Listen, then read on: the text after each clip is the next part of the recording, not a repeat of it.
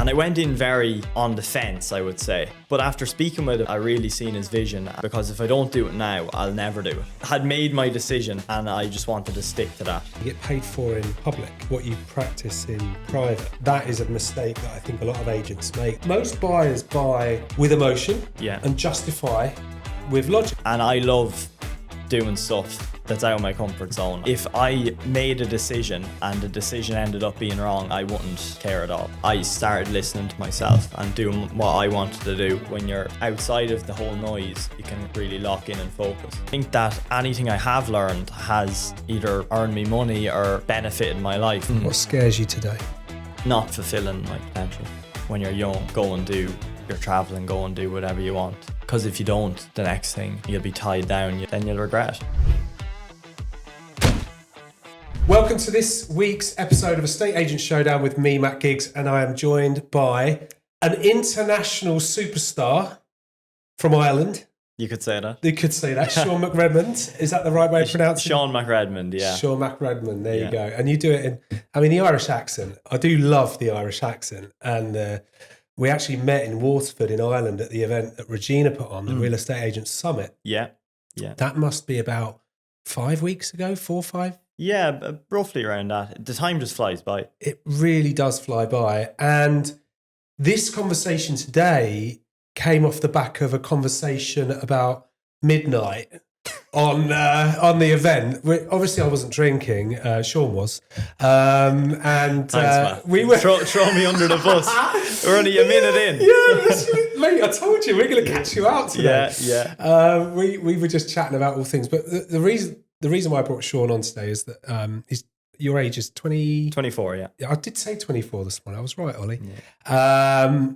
And albeit we had a couple of beers at that point, I was so impressed by your appearance as a panellist on the day. Were you nervous? I was nervous, yeah. Yeah, I was. Yeah. Yeah. Who was on your panel again? It was me, Tom. Tom Panos. Tom Panos, yeah. The Tom Panos. Kirsty Franks. Kirsty Franks, yeah. Anya McLaughlin from I should Cork. say the Kirsty Franks as well, because she'd tell me off now if she listened to this. And then Joanne from My Home as well. Who sponsored the whole event. Yeah. And My Home are like Rightmove, aren't they? Yes, exactly. Of Ireland. That's where. But I must say, My Home, very impressed. I must say, I'm very impressed with their support that they gave the event that day. So massive shout out to My Home. You might want to sponsor this episode, you never know. Yeah, absolutely. Yeah. No, I think you might as well ask. You Why might not? as well ask. Yeah. But you really impressed me. I think the conversation that we had, the listening to you on the panel, but more importantly, what goes on off camera, you ask great questions. And I thought, let's bring you on today. And I want to go back to where your career in real estate started, actually. Because you currently work at Fine & Country as part of... Yeah, so Fine & Country, Tag, it's basically the agency group, which is like our London base to Fine & Country, Okay. It's a separate kind of company. Okay. Yeah. So the agency group. Yes. And the agency group's kind of based where? Really all around kind of southwest / central London, really. Okay. And Sean Barrett is the founder of the agency group. Brilliant. And how did it all begin for you in property? Yeah. Where was it started and what age were you? So I suppose I was was going right back. I grew up in sales really through my father. He was a livestock dealer. So I was going to cattle marts all my life from, I suppose, the age of like 6. Really? Yeah. And obviously... What was that like? It was a bit mad. And you'd see all sorts of characters, but it was good because you get to speak to all sorts as well. Yeah. And you got to kind of make that personal connection from a young age. And my dad would have done sales at home then as well. And I would have been always kind of around him. So I would have seen sales from when I was very young. So I kind of always had an interest in doing deals. When I got old enough then, I was doing my own my own deals as well. And then I suppose from the mart side of things, I seen the auctioneer, and that always really, I was drawn to that for some reason or the other. What do you think? Why do you think you were drawn to that? I think it's because I liked attention. He was the center of attention, probably. Well, it's good because obviously Tom Panos is auctioneer. Yeah, well. Tom is an auctioneer as well. And in Ireland, a lot of auctions are part and part of the process. Yes. So really, farm auctions in particular, or like distressed properties, would be the prime auction kind of candidate. Yeah. But it definitely is a big part in Irish real estate. So I suppose from the marts, I was really interested in auctioneering, but it was kind of just a kind of a thought in the back of my head more so. Then I went and finished my leaving cert, which is basically, would that be your A levels? Yes. Over here. I'm saying that Ollie would probably know more than. Yeah, that's true. Okay, good. Yeah. I left school at 16, Sean. But go on. So that was when you left. So then I finished up in school. It was actually a weird time because that was COVID, and I didn't have to do my leaving cert. Right. So it was predicted grades. Of course it was. Yeah. Yeah. And it was actually very strange. I had no real any intention of going into real estate. I was going to do construction or woodwork teaching in school, which is total difference, really. What was the reasoning for that? I liked woodwork or construction in school. Like making things. And I suppose from growing up on a farm, I was just always used to making things. And I suppose I was good at that subject, but I don't really have much patience for teaching people, so it wouldn't have been really a great mix. Good self-awareness, by the way. Yeah, exactly. So then I didn't get the points for my course to do that, but I got my second choice, which was property in Dublin, which was in TU Dublin. Right. So I went to college and done a 3-year degree. And then off the back of that, in my final year, it was like only a 3-day-a-week course at the final year. So the 2 days I had off and the weekend, I got a job in a property agency. Which agency was that? Murter Brothers. They're in Mullingar. Okay. Yeah, in the Midlands of the Republic of Ireland. What was that like? It was really good, So you were what, sort of 18? What age would I have been? No, I would have been probably 19. 19, 20, around that. And you kind of got into the weekend side of things, but working Saturdays and Sundays. Yeah, and like Friday and maybe the odd Tuesday or something.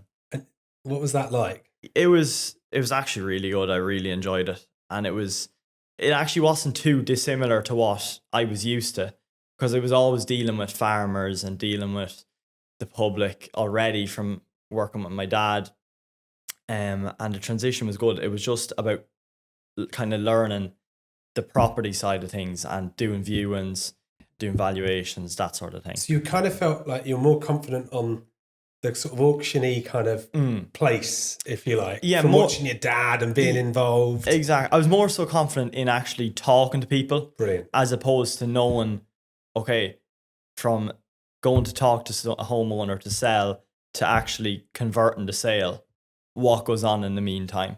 And that's where I learned really the basics. What was that sort of experience like, though, working weekends and the responsibilities that you had back then? Did you get quite a lot given to you because you were quite confident at that time? Like, I suppose anyone starting out, like, they're not going to just let me off the hook. And I don't know, they do in our country. They do. You breathe. Sink or swim. Okay, yeah. Here's the desk. Here's the phone. All the best. You're on your own. That's the training a lot of places around the UK. Yeah. So you had more kind of training at that stage? Yeah. In fairness, I had Brian Halton. Shout out to Brian. I actually I'm only back. I went for a coffee with him when I was home. Okay. So I still have a great relationship with Brian. And Brian owned the business, did he? He's one of the directors. He's one of the directors? Yeah. Right, okay, cool. Yes. Shout out to Brian. Yeah, absolutely. So I got on really well with Brian, and he taught me really everything I knew from the beginning. And it was honestly like a kind of a friend dynamic as well as a colleague. So it was nice that even if I made a mistake, Yeah. wasn't going to be just thrown under the bus, you know. Yeah. So it was great to learn from him.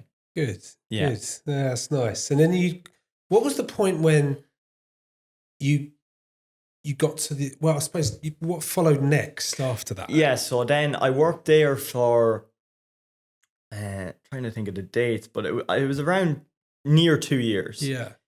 And I suppose I had finished college then, and I'd got my license. So in Ireland, you get your property license, which requires you to do a certain amount of training to do, which is slightly different over here. Absolutely. As you were saying, they just... Yeah.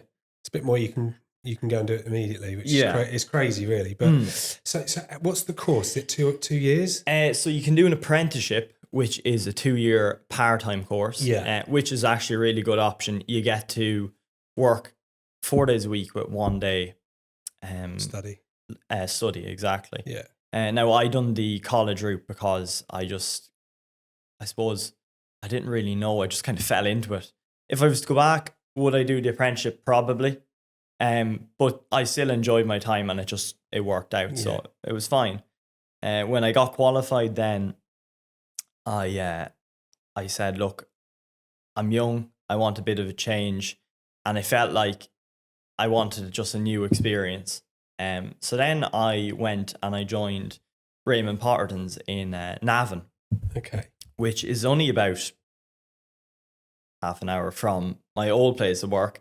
Very similar type of business. A lot of farm properties, a lot of secondhand residential, and a bit of new homes as well. So a wide range of everything, really. And then really that was where I learned kind of everything I know. Yeah. And how did you meet Neve? So that sort of step I'm really fascinated in. And for anyone who is watching this, one of the earlier episodes, not too far before this one, is an episode I've done with Regina and Neve. It's going to be going out this week, which was post the event. Now, Neve mentioned that she knows you. Yes. Yeah. What was that situation? How did that manifest? So Navan, I suppose it's a really tight knit community, and every auctioneer like in the town knows each other. But I suppose touching on how I joined the company in Navan, so Raymond Potterton, the founder of Raymond Potterton's, he would have been actually a similar age to my grandfather. And my grandfather sold his farm through Raymond, and he bought a farm through Raymond. Right. So we would have known, I suppose, Raymond through that. And I just called him up, and that's how I got the interview and eventually got the job. So that's how I ended up there. And then I was working alongside Stephen Barry. So Stephen really kind of brought me along. I was like his sidekick, really, and taught me everything through there. So Stephen and Brian were probably the two main, what would you say? They really mentors? Mentors. They shaped my career, and I owe a lot to them.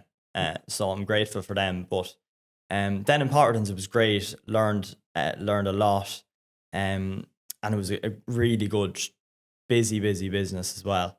And then while in Potterton's, I actually back to Murta's. The first time I met Neve was when I was in Murta's, and I went to this young IPAV auctioneer event. That's what she was telling me. Which was the competition. Tell us about that. So I went to the competition, and I met Neve, and she was saying that you should do this competition or whatever. I said, I'm just looking or whatever. But funny, I told Brian like the 3 years before the event that I partook in or whatever, that I was going to do it, I was going to win it. And he was like, oh yeah, you should do it, grand, whatever. So then I went for 2 years watching the contestants, and I was just seeing like what everyone done and how they were and this, that, and the other. And then I met Neve again then the following year, and she said, when are you going to do this? I thought you'd do it this year or whatever. And I said, no, I'm just waiting, but I will do it. I'll get to that. So and then Neve obviously worked in Navan as well. Yeah. Which was like we would have talked in that as well. Yeah. Yeah. And that auction competition, Yeah. what did it involve? So essentially it was just like a mock auction. So it was in front of people. Yeah. Okay. So it was in Tattersall's the blood stock sales arena in they have it in Newmarket over here. Yeah. But they also have one in Ratoath in Meath, which is only up the road from where I'm from. So it was essentially a mock auction. You had to sell, I think it was 4 different lots. And it was in front of a crowd. It wasn't a massive crowd, but it was a crowd. It doesn't matter, does it? Doesn't matter. It was a crowd. And yeah, it was great to kind of get that experience up in the rostrum and to sell. What was it like when you just about to go on? I was actually good. I was fine. I was less nervous than I was to do the speaking at the event. Yeah. But I had the preparation done, and I put an awful lot of work into it. So Kevin Hassett, another shout out to Kevin. He actually won it the previous year, and I met Kevin at the event that year, and I said, "Will you teach me how to sell, how to win, exactly? No, that's how to win. How to win. Tell me what I need to do. I need to win. And Kevin said, "Yeah, absolutely." So nice. I kind of formed a bit of a crew. Then I was getting ideas from everyone and how to win. And then I just practice every day in the car. I'd just be selling, and I knew then the day came that I said I'm going to win it. I told my parents, look, they were more nervous than me. There's a great quote, isn't there? You get paid for in public what you practice in private. And I think we fall into the camp in estate agency of practicing on the public. Yes. And that is a mistake that I think a lot of agents make. They don't see repetition or practice as a part of their job. They'll continue to make the same mistakes and not rectify them with rehearsing or role play and those kind of things. What's your thoughts on that? Yeah, I think role play is a big thing. Yeah. And even like being in an office environment that you're able to bounce ideas off people. Let's say you've a deal going on that maybe shit's hitting the fan or something like, and it's getting a bit tricky.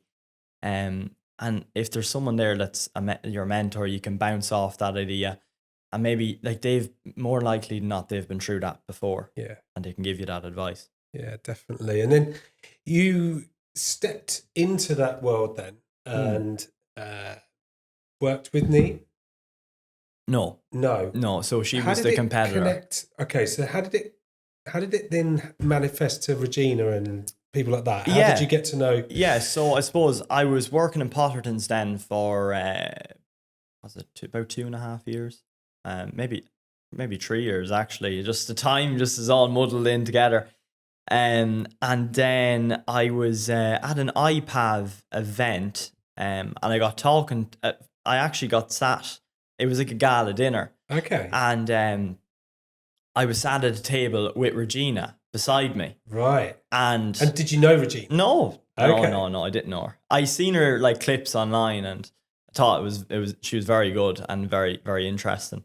But this was shortly after I'd won the competition, and she had recognized me through that, really. Okay. And we got chatting. So you kind of knew of each other. We knew, yeah, because of social media. Exactly. Okay. And then we just got talking, and we just had a very similar personality, I would say, and just would go and do something if we said we're going to do it. Yeah. And I found it really interesting, and we got talking, and yeah, that's how I met Regina. And then she then said to me, "Oh, would you be interested in selling prime property in London?"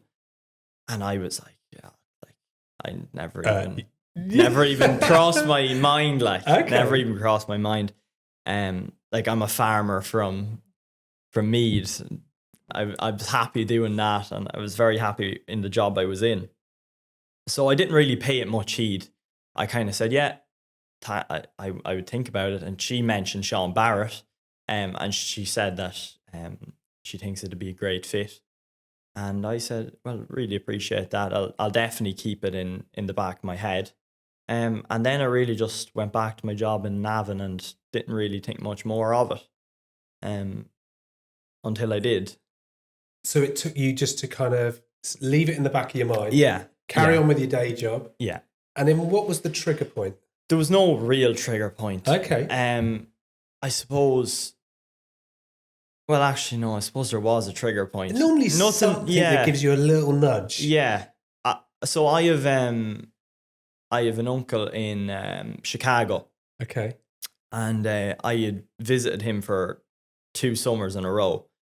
And I really liked Chicago as a city. And I was like, okay, this is really something I want to do. A bigger place. Big city. Big city. Yeah. I've never been to Chicago. Really, I would highly recommend. Okay. Yeah. Well, there's an excuse, Ollie. We're going to interview some agents in Chicago. We need to add that to our list. I could actually hook you up with a few. Could you? I could. There you go. We're in. Yeah. We're in. This is how life works. Yeah, that's it. So that thought process connected with your conversation with Regina. Yeah, so... Had you spoken to Sean at that point? Sean Barrett? No. So she sort of said, you'd be really good at this. You thought, okay, that's nice. Thank you very much. Yeah. Back to your day job. Chicago made you think, oh, hang on, I like the idea of a big city. And, an experience in that exactly. field. My uncle is a property developer over in Chicago. And I was kind of thinking, okay, maybe I can come over here and sell his houses. And I was looking into moving to America, but the visa situation is fairly tricky. And I just had it in my head that I wanted to do something while I'm young, because if I don't do it now, I'll never do it. Okay. And then I'll end up being 30 and I'll be like, oh, I'm very happy where I am. Great job. But I never got to do the things that maybe I wanted to do. Yeah. So then America was looking a bit grim, wasn't going to be happening. And then I was still working in Potterton's and I was very happy what I was doing.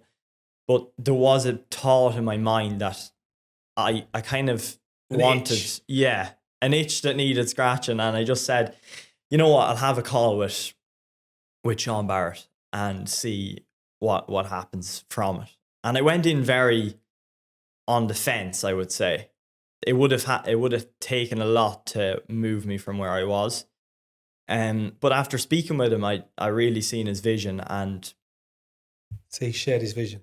Shared his vision. Isn't that interesting? Yeah.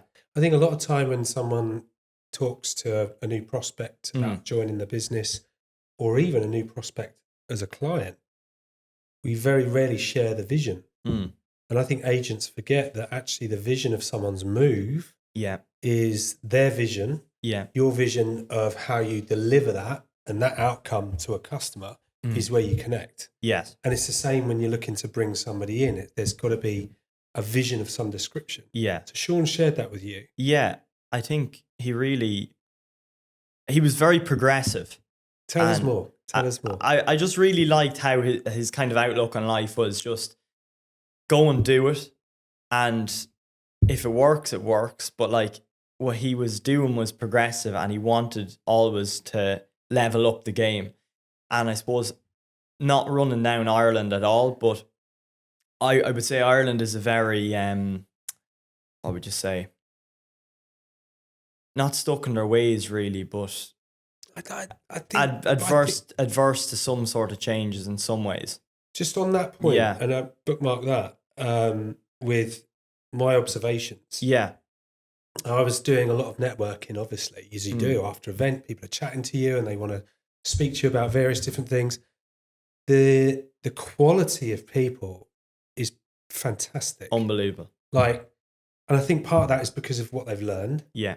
And their personalities are insanely incredible and engaging. It's humorous. Unbelievable. Humble takes over this fear of what people think is rife, in my opinion. And if Ollie and I, we talked about Ireland and the people there and how fond we were of the people there, but they are hiding themselves away. Yeah.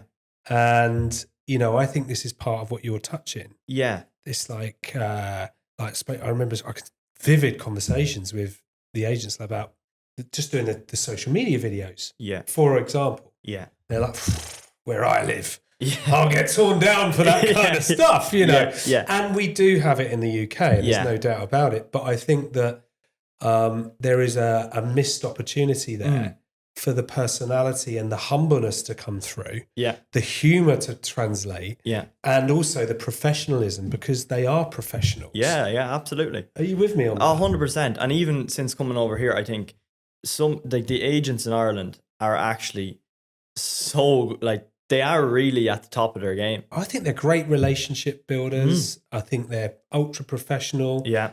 Compliance, their regulatory knowledge is off the charts. I'd say better than, you know, these are sweeping statements, guys. Yeah. And I'm sorry, not meaning to offend my UK sort of listeners, but it's literally the personal development side and stepping outside of comfort zones that I feel is where the opportunity is. Yeah, and I don't think it's even like a lot of the agencies, not only that I've worked in, but the agencies in Ireland are really trying to change, and I think they're really trying to push the boundaries, get themselves out on social media and try change. Even like at Regina's event, you've seen the amount of people there that was genuinely with the willingness to learn and try improve. Yeah, and I think that says a lot about Ireland. Definitely.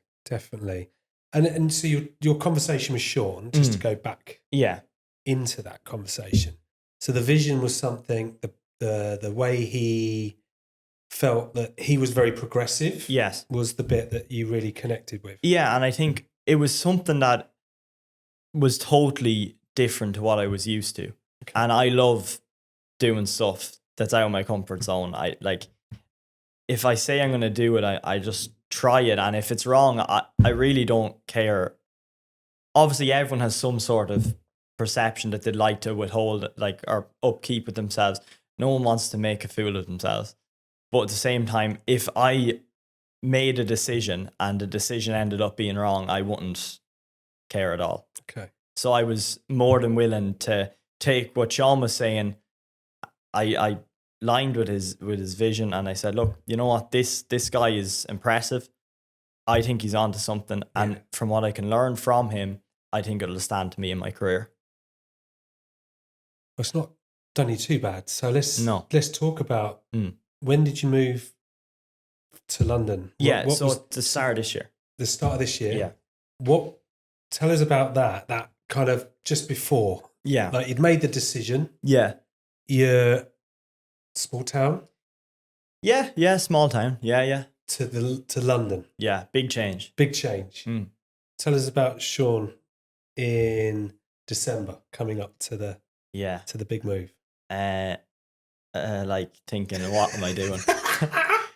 Yeah, I was honestly very close to backing out of it. Talk to me about that. Yeah, like I suppose it obviously was a big decision. I had a very comfortable job. I was very comfortable in it and very happy in it as well. And I was kind of thinking, like, why am I throwing all this away for something that's unknown? And did people around you, my family, give you the same kind of feeling? Yeah, like because they're trying to protect you, aren't they? Yeah, of course. Secure. Like they were definitely adding to my fears. Yeah.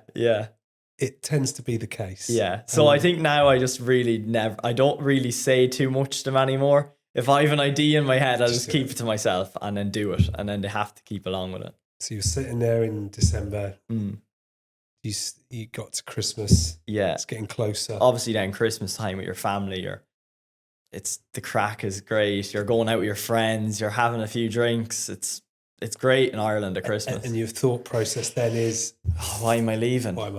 Yeah. Was it then when you started to think? No, not even. And then I met my now girlfriend. You only met just there? Because what's her name? Sorry. Sinead. She's lovely. Yeah, lovely girl. And supportive. Yeah, she's great. Yeah. So you just met? We just met before Christmas. And that really, like... That was the final nail in the coffin. Yeah, so then no. I was like hell bent on London. Like I was like, okay, I'm going, doing my own thing. This is my career. Yeah. Bang, bang, bang. And then all like the family thing took over then around that time. Then Sinead, everything was hitting. And I was just like, oh my God, like what am I doing? Am I moving or what's going on? Did it feel a bit like, is someone telling me not to go? Maybe, yeah. But because all these things were like, come on, stay, yeah, stay. Yeah. But you kept going. I kept going because I had made my decision and I just wanted to stick to that. Whether it was right or wrong. Respect to that, by the way. I wanted to make it. I wanted to do it for myself. Yeah. I felt I owed it to myself. Yeah. And then the move itself was great. Like I'm an independent person. I like being alone. I love family time as well, but I like doing my own thing as well. And I think when you're outside of the whole noise, you can really lock in and focus. Yeah, I probably didn't have that at your age. That probably took me another maybe 20 years to get to the point of feeling really happy to be alone. I remember going to Australia, 3 weeks of being on my own. Okay. But I wasn't on my own. And what age were you? 4 years ago, so right. 21. What I mean by that is probably actually late 30s, early 40s, when I didn't want to fill my time all of the time with just doing stuff with other people. I started to realize that actually having my own time, you can sort of collect your own thoughts and give yourself a bit of a break. So I think that's a very mature place to have kind of arrived at already and be aware of it. So you got on the plane. Yeah. You're taking off. Yeah. Ryanair. Oh yeah. Ryanair is probably one of the only ones that fly. Aer Lingus as well. Aer Lingus as well. You flew into where? Where did you go? So the first time I went over to Stansted, which was a complete nightmare. Was it? Nightmare. Because I'm in Southwest, like Fulham, Chelsea. Yeah. So I'm right outside Stamford Bridge. So I had to literally go through the whole of London to get to my apartment. Taxi? Some of the way, and then I got I got the Stansted Express into London, and then it's easy enough, isn't it? 3 different tube lines. Yeah, that's where it gets complicated. Yeah. So you got there, and then you started. Yeah, and then I started and went into so our office is in Twickenham. Yeah, nice. Which is only about 20 minutes from where I live. Really nice area, and got started really straight away. And I would say it was a big contrast to Ireland from the get-go, really. Largely probably down to the market. Nice. Nice. And then tell us a little bit about that feeling of this is all very new, and where were you at in that sort of space? Yeah, I was really excited, to be honest. I was excited to learn, excited to get going. Probably also, I'd be very hard on myself. I'd always try to, like, I suppose, I'd always try to get ahead in life. I've always tried my best. Yeah. And at that stage in my life, I was very much like, okay, I'm after making this move and I feel like I'm starting again at the bottom. Yeah. How did that feel to you? It felt weird because you've done all of this. I've done all of this. Got to this point, then it's like I've got to go back and start. Again. Which it was good in a way though, because I felt like you can become complacent, and I think it was a reality strikes moment. And in Ireland, what I'd found was the market from when I started in real estate was so good. Like the houses sold themselves. I think it could probably give you a false sense of, are you a good agent or not, really? Wow, I completely agree. Yeah. Yeah. And I had always thought that okay, the hardest thing about in Ireland is getting the property on the market. Because you're competing with loads of brilliant agents. Fee cutting is obviously big as well. You've heard that from the summit. And then once you get it on the market, it's like, okay, you still need to be able to navigate the negotiations, And I still think there's a lot of value to be added getting the best price for the client, but they will sell if you get them on the market. Yeah. At obviously a good, reasonable level. Yeah. Whereas over here, it's way more of, I suppose, a buyer's market at the moment in London, and renting is a huge thing as well. Yeah. So that's where really my focus has gone. I suppose the higher end of the rental market and doing the sales deals where I can. What's that like? It's tough. It's challenging, but at the same time, I like a challenge. And what I like about it is I can really see what I'm putting in is coming off. Yeah. Like it's all whatever It's all effort. Yeah, it's what I'm putting in, I'm getting out of it, and I'm happy with that because at least you know where you stand. What's the difference, would you say, or what's different about selling or renting out a £2 million home compared with the say 300,000 or 300,000 euro? Yes, home. I'd probably say the emotional attachment to the property. Okay. What I found in London is that people would see it more as a transaction, a business transaction, more so than like a family home. In Ireland, it's very personal, and which is great in a way, because if you're, let's say, a local agent and you have built that personal connection, you're known in the area, you will be favoured over, say, a new agent coming in. Over here, it's a lot more, okay, are you good or are you bad? And can you sell my home or can you not? And that's what, it's good for me coming in because they don't mess about. They don't mess about. No. If you're good, you're going to be able to sell the house. What you were saying about Ireland, though, I think that's probably resonates with my audience who work in more suburban kind of maybe villages, small towns, where reputation really does matter. It is emotional. Yeah. There's history. Yeah. There's all of those different connections. Yeah. But what I see in London is what you're describing. Yeah. It's not like... It's a very different way of operating for you. It is. It's like... on like, I suppose from where I'm from, it's like you have your high street agents, like you're on the main street in the town. Yeah. Everyone knows you're there. Someone walks in, they want to sell their home or they call up. Whereas now in London, it's a lot more, I would say, online and less footfall into the high street agents, which is interesting. It is. Is it about... Is the premium market, because you kind of work in the upper quartile, is actually about luxury, or is it simply about understanding people better? And you've given me a little bit of an insight already there, which is they're more logic a little bit than emotion. Yeah. Well, what would you say? I would say logic, but they know what the house is worth. They know the price of the house. I think there's a lot of comparables. Do they though? Well, I don't know. Do they? They may do. They may do. They're quite informed. Was that a stare into the camera moment? Do they? Do they really, Sean? Yeah, I know, because most vendors focus on what they need. And that price in the UK, most of the UK, isn't necessarily the price a buyer's willing to pay. Well, I'm saying the buyers know the price. Sorry. So you're thinking buyers. Yeah. So they've done their research. I'm saying if you're a buyer and there's ample amount of property on the market for sale, they know they have options. They hold the cards. Yeah. Agreed. Yeah. Agreed. So it's really then, to answer that question, understanding them better. Because even though there's lots of options, there's normally a top one. Yeah.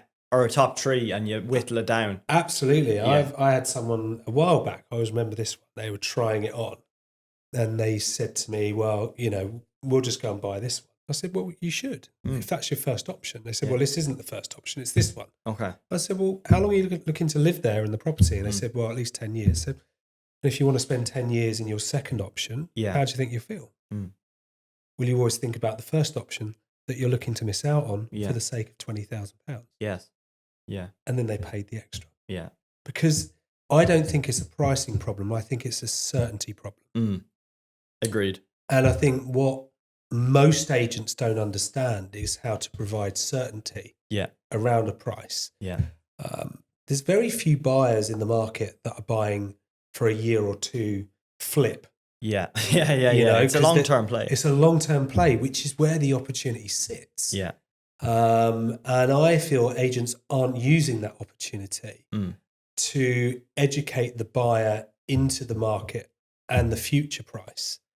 You know, yes, of course, you can go and buy somewhere else, but why this one? You know, the emotion and logic of negotiation is the funnest, the best, exciting part of getting a deal over the line. We have a lot of buyers that move out of London and come to an area in St. Neots, and the people that sell in this area, they think a buyer from London is going to pay them 5 or 10% more. It's bullshit. And I'll tell you why. They have no emotional attachment to the location. The local market will pay you the best price. 100%. Right? But the fucking bullshit that the agents spout out around here, well, we might find a London buyer. The London buyer is going to research the shit out of the area. They're going to come armed with data and comparables, and they're going to get hit hard on price. If that's the kind of buyer you want, stick it into London. It's bullshit. I've just done a deal with someone who's paid a very, very good price, who are local, on a home. Not going to give too much away. I don't want them to change their mind. But the point is, I don't think a London buyer would have paid that. And that's because they know the area, they know the road, they know the location, they know that their duration of living in that home, it's going to return as a great investment over time. So I think it's a really interesting thing. I think London agents have also suffered from being in a market where properties sell themselves. For such a long time. Since God was a boy. And then in 2021, 22, there was a turn. And when that turn happened, you then see who can sell and who can't. And the agents that can are smashing it out of the park. Because the London property owner at the moment is swarmed with options, but given very little real choice. And if you're saying, go back to your point, you create that certainty. 100, it's all certainty. Sales is about certainty. It's not about closing. And this is where a lot of agents get mixed up. Well, I need to learn how to close. I had someone message me at the weekend. Can you teach me to close? I'm doing lots of viewings. I've got lots of buyers that are lowballing. How do I close them? I said, first of all, just to give you an example, and this is real for this conversation we're having. Is why do you think they're lowballing? I don't know. Well, that's a problem, right? So you think the price is right on the house. Why do you think the price is right? Well, we sold this one. We've got that story, got this statistic. Are you sharing that with the buyer on the appointment? No. Well, there's no certainty then. They're going to go back to the news. They're going to go back to AI. And they're going to come up with their own conclusions. And, you know, most buyers buy with emotion and justify with logic. So what you're doing in the moment in a house is you're selling the emotion of living in the space. And then you're also in the house saying, here's the reason why the price is right. And how would you say then with the vendor side? They obviously have an emotional attachment to it as well. And they sometimes think, okay, my property is worth 20% more than it's actually worth. How would you normally handle, I suppose, getting their realistic expectations? First of all, you always acknowledge, and I've learned this in sales a long time ago, it's not about me defending, it's about me understanding. So the first thing I would say to a vendor is, look, I completely understand your thought process. When was the last time you sold your home? And they may go back years, more often than not. And normally that market's conditioned them to thinking, I can start my price at whatever price I need. So they're normally buying somewhere. Let's talk about, first of all, we'll come back to your sound in a moment. Let's talk about where you're going. And then you get into the juice. Because where they're going, they're never going to pay the price the seller wants. No. So let's talk about that market. Let's go into that space. And why does that market separate from yours? Or actually, are you in the same market whereby you will take 20% off of the one that you're buying and also the one that you're selling. Yeah. So actually the difference either remains the same or you're normally better off. Yeah. So my education is always to understand, ask questions and dive into their reason why they're moving. Yeah. Normally where they're moving to. And I think Tom mentioned something about destination value when he was talking in Waterford. And there's a really interesting point about the destination value. Someone's selling in a part of the country where prices are coming down. Yeah. And then they talk about the destination where prices aren't coming down and they're going up. It's a really interesting space. Yeah. But it's a really good question that you ask. For me, sellers don't understand because we don't give them the information Yes. and the questions to answer. Yeah. So if you don't give them the information, they don't see it with their own eyes. Yeah. If we don't ask the questions, they don't come up to their conclusions. Yeah. We're then telling them. What happens? What's that feeling like when someone's Telling you talking something. at you? Yeah. They're telling you something that you don't want to hear. They're either trying to push me down a path, they're Yeah. trying to push me into something. It's bullshit. Yeah. The way to understand someone is to get the problems on the table and then to talk them through, but to ask great questions. The best agents, they just continue to ask great questions. Yeah. And then the client comes up with the great answers. Yeah. And if they're saying it, they believe it. And that's where I would go with it. Yeah. Yeah. Good So, point. A bit of training there for our listeners. Yeah. You never know. So, I wrote a few questions down for Sean because I'm really fascinated about a young guy growing up in Ireland, comfortable, taking the move to London. And I think that I will come on to the age thing in a minute. And maybe I want to kind of circle back to that social media thing as well. Yeah. About putting yourself out there. Because are you doing that? Probably not enough, but I am. Let's come back to that. That's not a criticism. I want to understand what's going on there. But what surprised you most about working in London's prime market?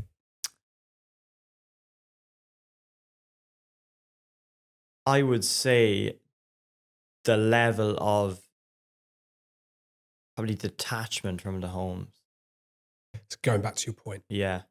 I would say like it's transactional. A lot of international owners. Yes. A lot of people who they might only stay there a couple of months of the year.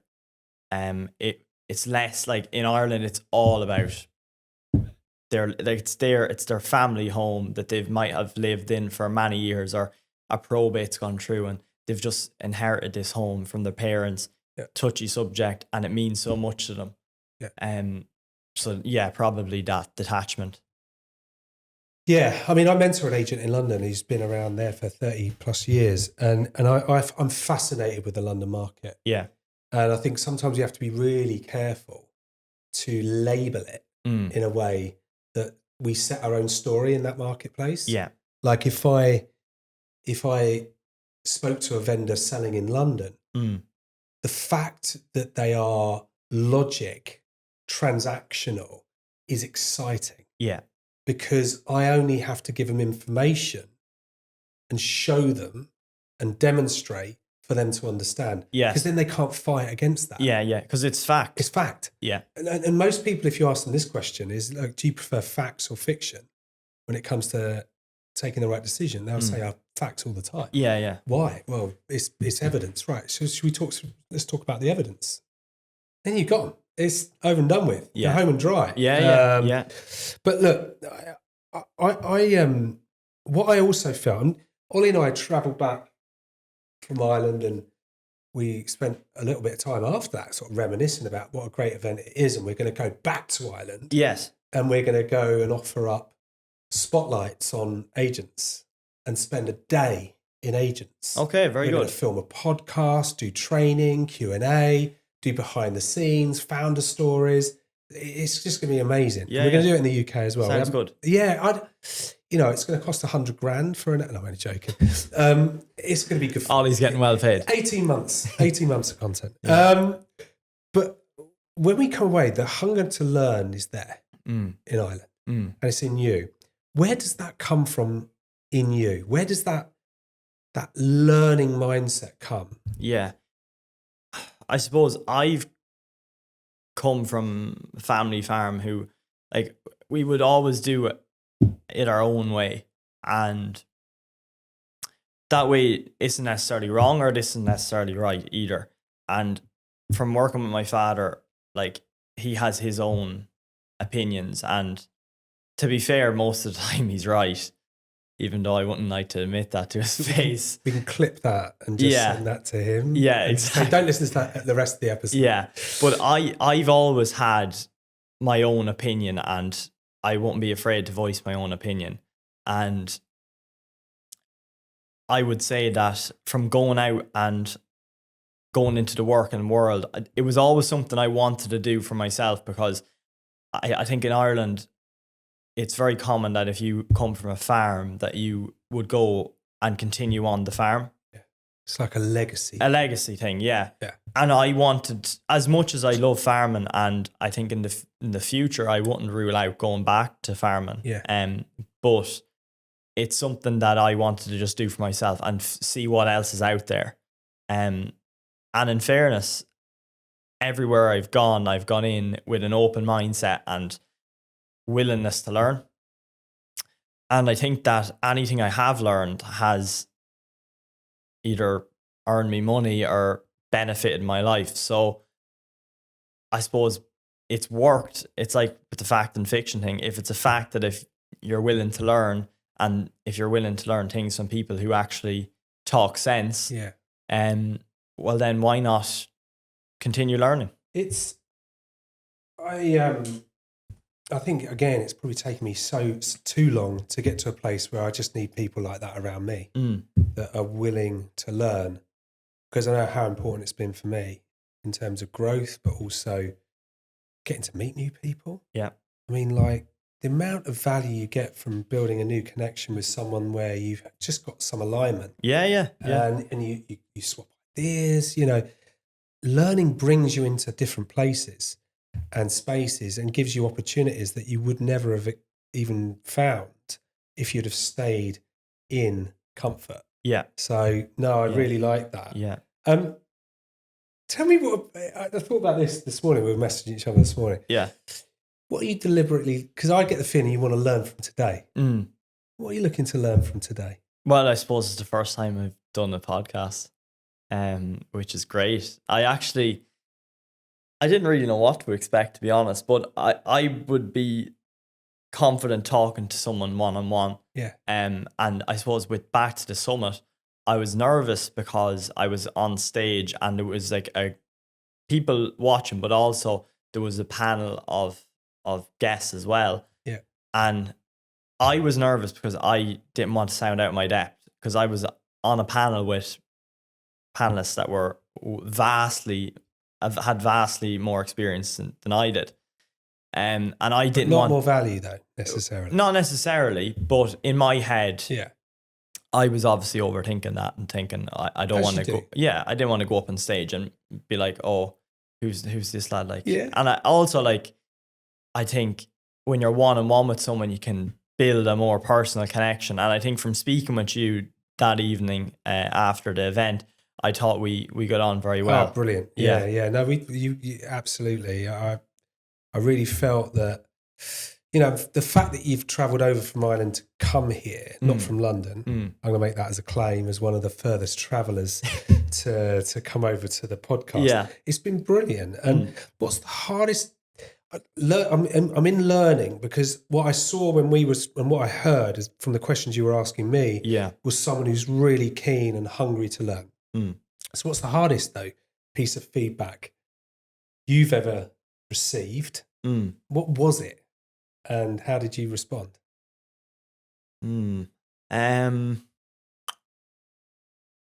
Probably just from doing deals along the way. There's been so many deals that I maybe could have handled better, or the deal didn't happen because of my actions, or I don't know, see, with auction, you're getting up there and it's live, and you're in control of it. And if you don't do the auction properly, you're not only affecting the vendor, you're affecting buyers, you're affecting your own personal brand as well, because you're up a lot of time on camera live as well.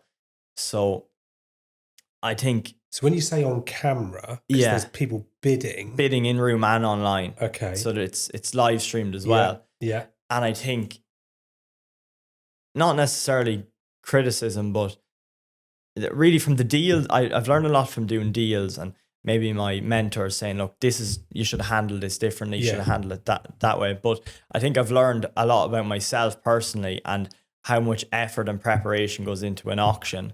And I think that's kind of grounded me. Give us an example though, in that area where you've got to think about that effort that goes in to being on the prep. That's it. The prep. Yeah. So obviously, how our auction campaigns would work back home would be, it would be a 5-week or a 4-week campaign with the auction in the 5th week. So you'd list the property. Yeah. You'd do your viewings and your advertising, marketing 4 weeks, and then the 5th week you'd have your auction. I suppose in that period you'd be obviously getting your solicitor prepped with their sales contract as well.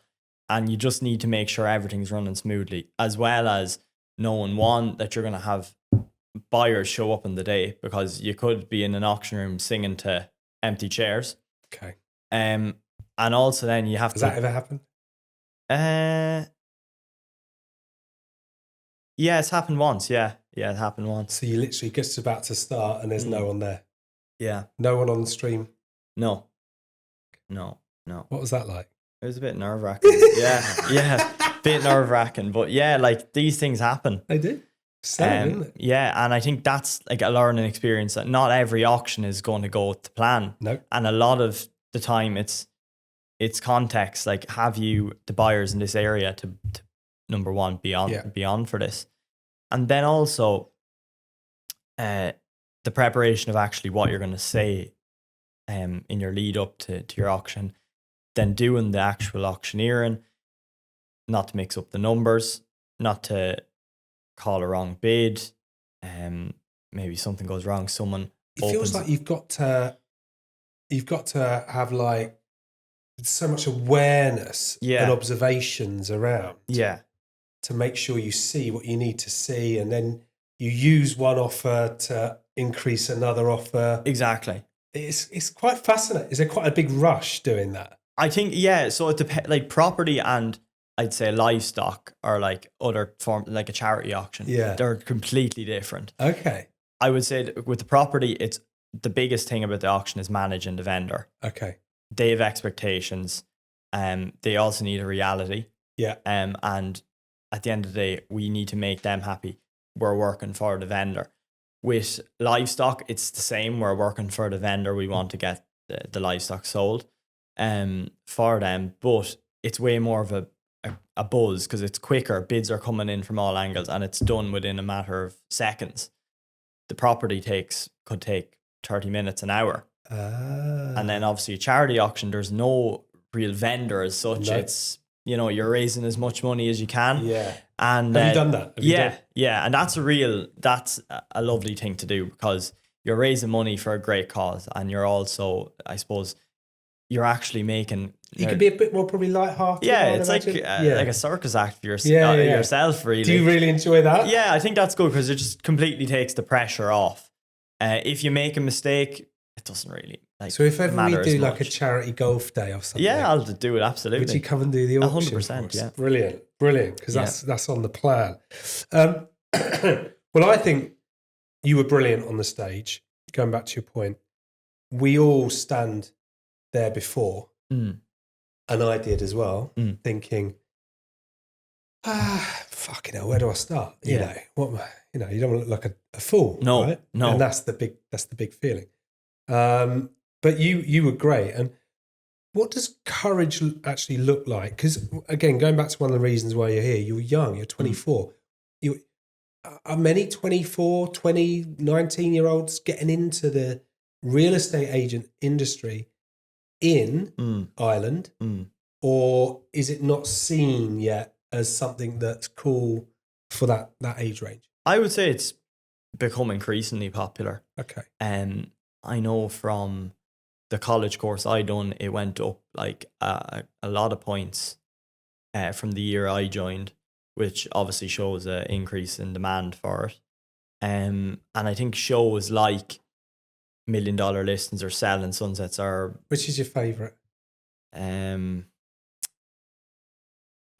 Obviously the new Surhand one is good, Owning Manhattan. But I love the original $1 Million Listings with him on it. Yeah. Yeah. I just like the drama of it and the big fees.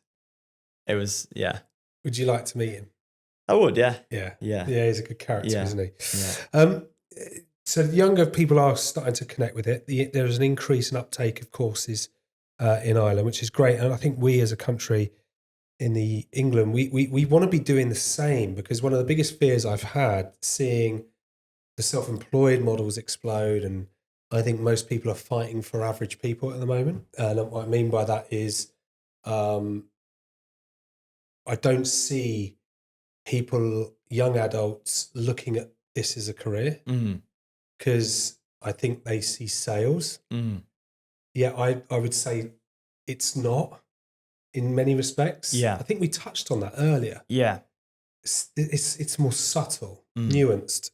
And sales is very, I think what most of us get the impression sales means you're sharp, you want to just close someone, you want to get the deal, the transaction. Yeah.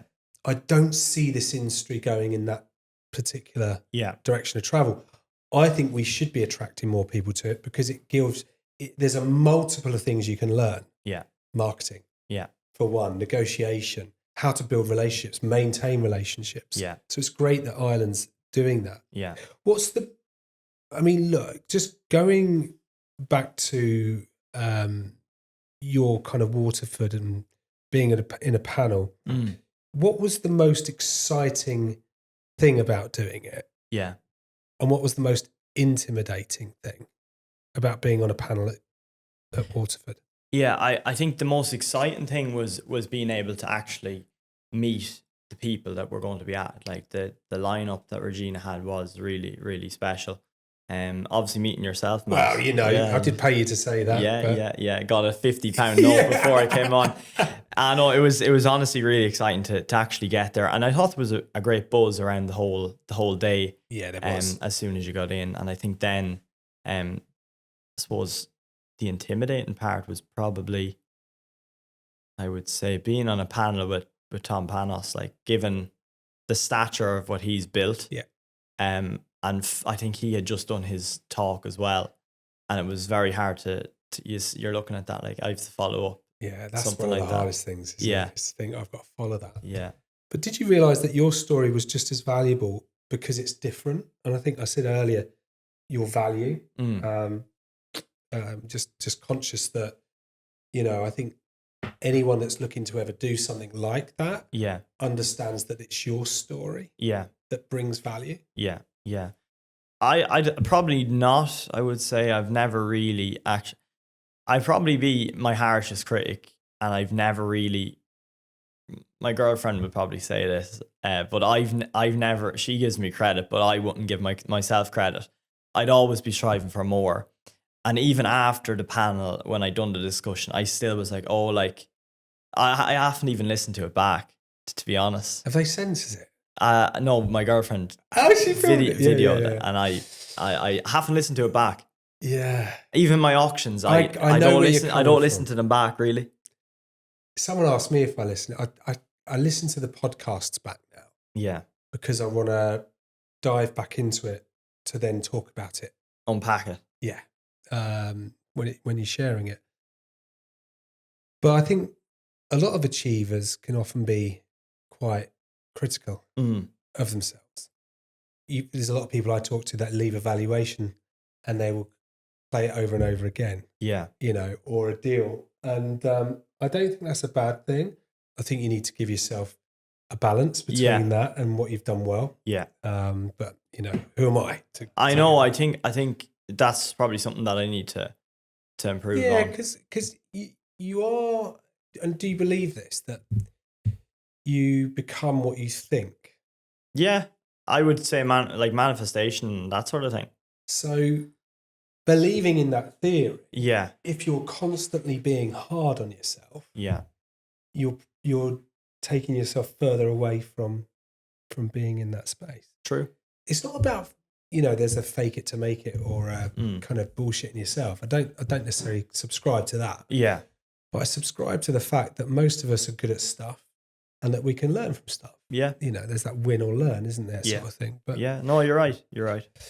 So quick fire to finish off. Yeah. Come on then. So if you could answer these questions fast. Okay. I'm going to call it fast fire. Is it like a one word answer or No, sentence? actually I want to get a bit more than one word. I think one word's good for 2 or 3 guests. Okay. This is 1-to-1. But best advice you've ever received? Focus on your current account balance and not people's opinions. Okay. Yeah. Explain that. One of my mentors had said it to me that a lot of people get wrapped up in what the public perceive of them. Yeah. Auctioneers and real estate agents especially, I think. Yeah. And I think sometimes you need to focus more on actually doing the deals than being in front of the camera and perceiving that you do all the deals. Yeah. I just shared an article about something very similar to that. Biggest mistake so far? Come to this podcast. that is a clip. That is a clip. If this was your biggest mistake so far, what would be the second biggest mistake? Probably not believing myself sooner. I think when I really got going in my career, I started listening to myself and doing what I wanted to do and not focus on what other people's opinions were. Love that. One habit that's changed your career? Like aiming as high as possible in anything I do. Nice. Do you read? Yeah. One book that everyone should read. The Power of Thinking Positive, I think it's called. Yeah. Power of Thinking Positive. One person you'd love to spend an hour with, obviously, apart from. What are you laughing at? Apart from me. He had a joke. I'm allowed to. I hope it was a joke. That's a great question. Roy Keane. Brilliant. Why? Well, I think he's an interesting character because I think what you see with him on camera isn't necessarily what you get. And I think, obviously, I'm a Man United fan from Ireland, and I think he's funny. I agree. It's just a job. It's your job. Yeah. It's your job. What does success, you mentioned 30 earlier. What does success look like at 30 for you?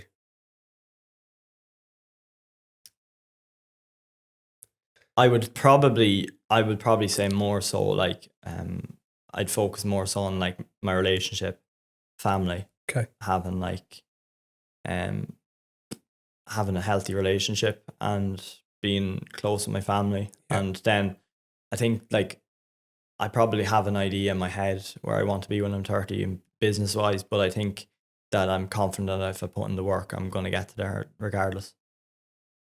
Love that. What scares you today? This is the final. Well, not the final. This is the penultimate question. What scares you today? Not fulfilling my potential. Sean, look, I mean, thank you for answering those. Imagine you're my age, you're 50. Let's go there, right? Looking back on the decision to leave Ireland and move to London, what would have happened if you'd never had the courage to go? That's my final question. Yeah.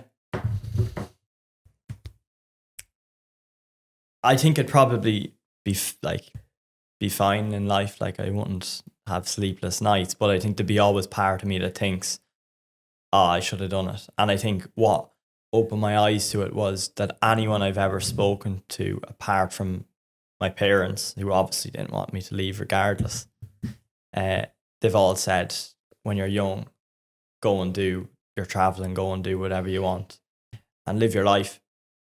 Because if you don't, the next thing, you'll be tied down, you have kids or mortgage and everything's happening and then you'll regret. Man, that's a great answer. Great answer. Have you enjoyed today? Yeah, I really have. Yeah. Thanks for having me on. It's been brilliant. And sorry for sounding bunged up and a bit snivelly to anyone watching or listening. It wasn't really about me anyway, but if you did hear that, that's a cold that I caught in Portugal. Oh. Go on holiday to catch a cold. But anyway, there you go. I just want to say what an impressive young man you are. I've said it to Ollie, and we've talked about that personally. I think you've got an incredible career ahead of you. Keep learning, keep being yourself as well, and have a lot of fun along the way, because I think estate agency and this industry, it is fun, especially if you're around the right people. Yeah, absolutely. Appreciate that, Matt. Please, I'm begging you to subscribe if you've no, I'm only joking. Please subscribe. It would be very nice. We do these things for you, and I'd love you to know that there's some absolutely barnstorming guests to come. We've got some great times ahead, and it's been over a year now of doing this show. So thank you for watching. Thank you for listening, and I'll see you on the next one. Thank you, Sean. Thank you, Matt.